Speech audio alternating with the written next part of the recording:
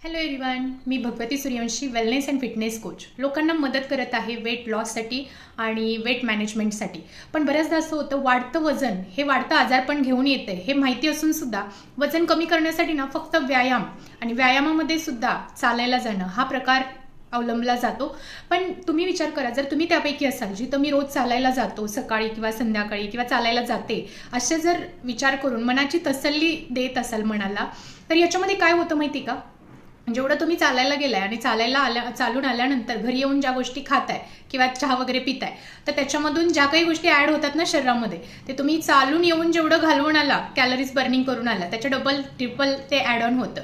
अशाच काही ट्रिक्स आहेत, अशीच काही फिलॉसॉफी, काही सायंटिफिकली प्रूव्हन गोष्टी आहेत वेट लॉस रिगार्डिंग, ज्याच्यामध्ये योग्य मार्गदर्शन मिळणं गरजेचं असतं. कारण वाढतं वजन हे खूप जास्त आजारपण घेऊन येत आहेत.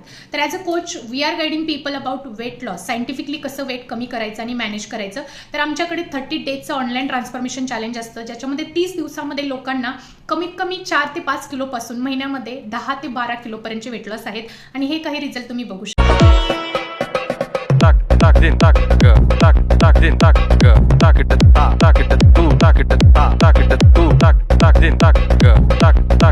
If you are interested, then direct message me for the link.